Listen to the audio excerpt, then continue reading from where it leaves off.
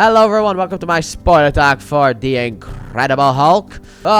Now, like I said before, I have heard that this movie wasn't, it's not well received by people in that sense. And also basically been forgotten by the MCU until the MCU started to bring things back. But because of the fact that we were not in past MCU, but we are now in modern MCU, they kind of feel a bit different. I mean, number one, we have William Hurt, who returns in Captain America Civil War. And he basically does feel like the same character, so that's fine. But then, like in She-Hulk, we get Emil Blonsky back, who just feels like a different character. But it's because of the fact that She-Hulk isn't a good show.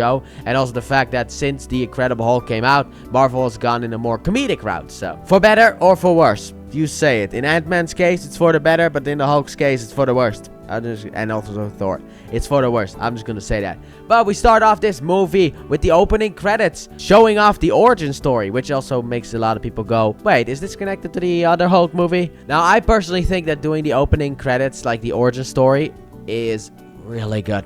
Because I think that is the people's biggest problem from the original movie, where we spent too much time on the origin story, not enough time on the Hulk, so the movie becomes boring. So now that we got that out of the way, Bruce Banner has a watch that basically shows his stress level, and apparently he has been 158 days without an incident, and he's now living in Brazil with a dog. Now the thing is that yeah, sorry, dude. The movie starts, so you're gonna turn into the Hulk soon enough. Don't you worry about it. Maybe a couple more days. And also, he is trying to learn Portuguese and trying to do stress control. And also, he works at a soda factory, which is kind of like prom number one, because the fact that is like the most chaotic place ever. Because of the fact, if you watch that, it's just like, dude, why would anyone ever think yeah, that's where?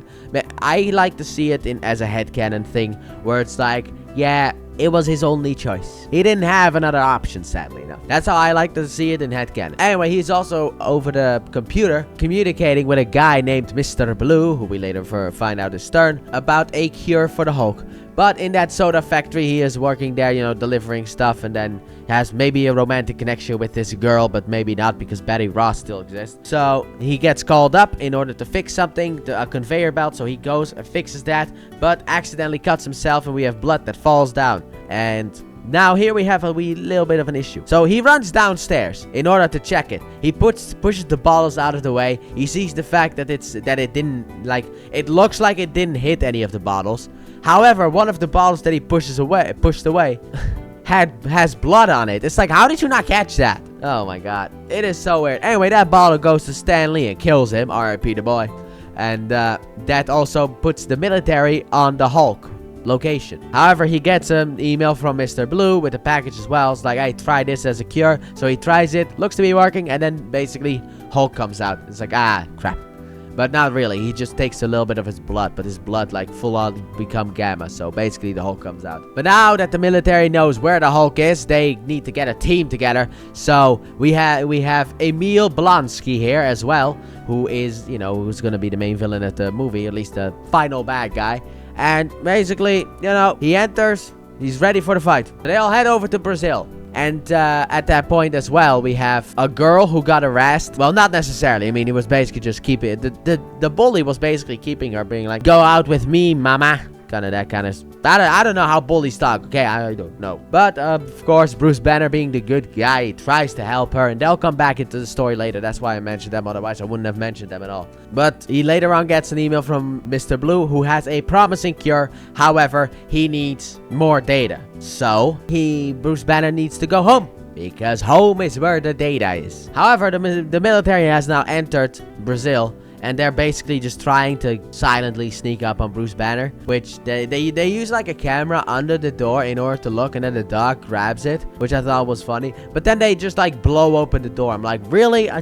You couldn't have lockpicked the door in order to get in and shot him? You couldn't have just lockpicked the door? No, just blow up the door. Anyway, Bruce Banner runs away. However, eventually he bumps into the bullies, so he now has to run away from both of them. And he runs into the factory in order to kind of hide, because while he's also running away, he also needs to keep an eye on his stress level. He needs to get his heartbeat to go down. He can't go to 200, otherwise, hello Hulk. So he's doing that while he's running away, and also in the factory he's trying to do that as well. However, then he gets bullied by the people, and yeah, Hulk comes out. And then Hulk starts to, basically fight back. At one point, he actually says, "Leave me alone," which I actually thought was pretty good. But then he starts to just, fight back. At one point, he grabs a forklift and throws it like my dad used to throw plates across the room. So the Hulk eventually escapes and runs away to wherever. And Emil, after this, starts to ask some questions like, what was that? What does Banner know about it? And then William Hurt's like, that was Banner, with his fierce stash. He's like, that was Banner. And Emil's like, you have to explain that. He's like, no, I don't. No, I don't. I love that. So Banner wakes up in a forest and tries to go home, and then he makes the long journey home while also begging people for some cash, buying some clothes, some stretchy clothes, in case the Hulk comes back, he needs to have some stretchy clothes. One thing I forgot to say in my spoiler-free review about Edward Norton, what I like about him too, is that he's a small-framed guy, He's a small-framed guy that turns to this big rage monster. He's not like, Captain America, or we'll get to him later, but the other guy. But he's not like Captain America, where it's like muscular guy turning into a muscular but green guy. No, it's like this dude who doesn't necessarily work out really all that well. Like, he keeps in shape, but he doesn't work out, getting turned into this big rage monster. I like that. So now we need to make the long journey home while Blonsky gets to learn about the Super Soldier backstory, or at least a new Super Soldier program. I love that they do this, where it's like they just basically use that as a base. Like, okay, yeah, back during World War II, we had this program. Yeah, the Super Soldier program. Well, that's a simplification, but sure, why not? And we were trying to redo that. However, this time we were trying to use Gamma Ray as a way. Yeah, and then Banner uses some of that on himself, and then turned into a big rage monster who is green. And then Emil immediately is intrigued by that because, I don't know why, but he's just intrigued. Probably because he wants to, be a soldier for the rest of his life. He doesn't want to become an old guy, who walks around with a walker or a stick or sits on one of those, scooter mobiles that I always like to call fat mobiles. Because in America, you always see fat people on them. So we have the promise of Abomination. And now we have Bruce Banner. It took him 17 days to get home. That's impressive, actually, because he was I think he was in Mexico at one point, but it's like a long journey home. 17 days, and then he wants to see Betty, but he can't, sadly enough. So he goes to another person that he knows called Stan, and who owns a pizza joint. And basically, it's like, hey, it's me, how you doing? Yeah, by the way, everything that you heard about on the news is fake. I didn't do it. Also, I need a place to stay. Stan's like, sure, stay here. Don't worry about it. And then Bruce is like, I need to infiltrate this place. And can you help me? He's like, yeah, sure. Here, have some pizzas. So we have the pizza infiltration. One of the best ways to use pizza. So he goes up to the guard in order to kind of sneak by. He's like, I got orders from upstairs about pizzas. And the guard is like, yeah, I didn't hear anything about that. So Bruce is like, here, I have a spare pizza. If you give me this. I'll give you this for free if you let me up and try, because I have to try, okay? So the dude grabs a pizza and he accepts it. He's like, go. However, to any eagle-eyed viewer, that, my friends, is the original Hulk, Lou Ferrigno, if I'm pronouncing that name right. However, according to what it says here on Wikipedia, is the fact that Lou Ferrigno also provides the vocal performance for the Hulk. That's pretty cool. But he is the guard, and I like that, It's like, hey, look, it's the original Hulk. How nice. So he goes upstairs, and, you see a guy sitting there. However, then, we get flashbacks to the fact that used to be the science lab where the Hulk was created. But that guy sitting there behind the computer, that is actually Peter Parker's teacher in Spider-Man. So I love that parallel between the two movies, where it's like, we have the fact that both of these movies were contracts with other studios. Like movies that Marvel did not own the rights for. Sony had Spider-Man, Universal had the Hulk. And then you have the dude behind the computer. Like, they got him back in Spider-Man, and they retroactively made that character in the Incredible Hulk that teacher. So I like that, because he was just like a computer guy. Now he has a name, which I forgot, but doesn't matter. But I like that they did that. So Bruce Banner types into the computer. He logs in with Betty's stuff, and it's like, really? She hasn't changed the password at all. Very lucky. But he goes onto the computer in order to access the data. However, the data's gone. So now he is kind of out of a job. So he goes back to Stan, the pizza man, as I called him here in my notes. And he's basically preparing himself to leave. However, he wants to say goodbye to Stan. But at that same point, we have Betty and her boyfriend, who was also in Modern Family. Immediately, because I was at my mom's recently. So yeah, that was on Comedy Central. So now I'm like, hey, it's the guy from Modern Family. However, when Bruce kind of pops out, she's talking with her boyfriend, but also kind of notices something in the side of her eye and looks, and it's like, hey, it's Bruce Banner. But then when she tries to get a better look at him, she's like, ah, wait, what? He's gone. So she goes after him, but he's already gone. So he leaves, and then she goes back inside, and she's like, is it him? Tell me it's him. And she goes after him. It's like, it is him. And they have a nice thing. And I do feel bad for Modern Family Man, because he doesn't seem to be a bad guy at all, especially not later on in the movie. So Betty takes Bruce home. Not like that, but kind of like that, but not like that. And basically gives him the research, because she was able to download it off the computer before the military came in and just wiped it all. And nobody knows that they have it. So she gives that to him. She also gives him a place to sleep for the night, so that tomorrow they can, he can leave, basically. So while this is also happening, they are also injecting Emil Blonsky with the super soldier serum, quote unquote. The new super soldier serum. And it actually works. He becomes a little bit more of a super soldier. Not enough to stand up to the Hulk though, but he becomes more of a super soldier. So the next day, Bruce tries to leave, and then the military, someone jumped the gun. Bruce notices it, and then, all hell breaks loose. Hulk eventually pops out, and we have Hulk versus the military part 2, baby. But this time in daytime, so we can see stuff instead of the whole horror stuff. But before that, we have Bruce Banner, who swallows the USB, and I was like, oh, that's disgusting. So the Hulk fights against the military, and I like how, as a fan of using environments in order to be able to do it. He takes one thing, I forgot what it was, but he, grabs pieces of it and has, these 2 shields on his arms, which, it's like, hey, Captain America, maybe you should take notes for Infinity War. Those things were bad, though, in Infinity War. I'm saying that right now.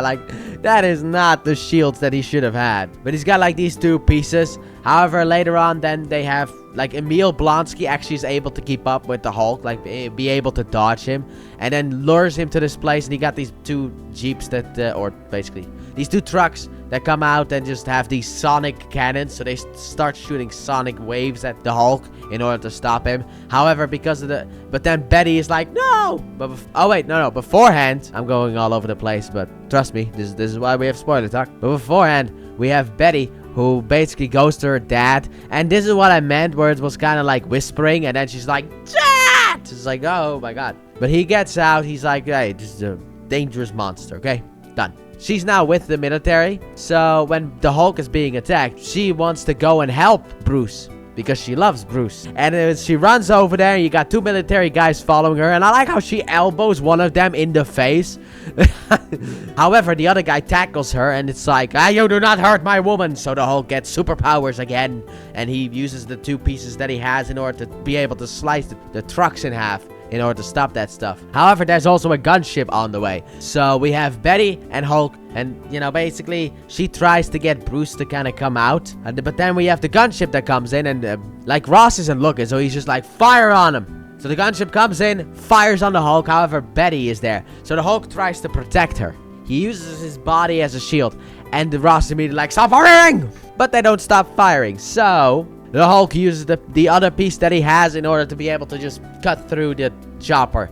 And then the chopper explodes. Well, once again, the Hulk is using his body in order to protect Betty. And then he takes Betty away, because it's like, yeah, of course she's not safe. And after that, we have the Modern Family boyfriend, who basically, is like, I wonder why she never talked about you. But now I understand, because you are a prick. I mean, he didn't say the last part, but he thought it. He thought worse, probably. So now we have Hulk and Betty on the run. Also, during that whole sequence, they were shooting bullets at the Hulk, and it just doesn't work, but they keep shooting. Why? Sorry, just had to point that out. I noticed that. I was like, wait, why do you keep shooting if it doesn't work? It doesn't even seem to really hurt him. It seems to annoy him, if anything. You can shoot at him with bullets in order to get him to go somewhere, like Emil does. But the other soldier guys were shooting him with bullets. It's like, it's not working. So they escape together, and eventually because Bruce has been on the run for 5 years, he knows what not to do. Don't use credit cards, don't use cell phones, don't use any of that stuff. The only reason he was able to use the computer is because of the fact that it was encrypted, so it's different. But avoid cameras, don't use credit cards, all the stuff that you have on the run. And also buy a hat and a hoodie, because that also is the Marvel way. And if you really want to get the trifecta going, you also need glasses. And you will be invisible, apparently, because that works. I mean, to be honest, it makes you more stand out, but hey. So they eventually get a room together, not like that, but exactly like that. And Bruce takes a shower while Betty goes out and buys some stuff with pocket change that she has going on. And she buys purple pants, throws it at him. He's like, I'll take my chances. I was like, no, put them on, dude. Come on, man. Just put on the purple pants. He doesn't. So things start to be getting a little bit frisky in here.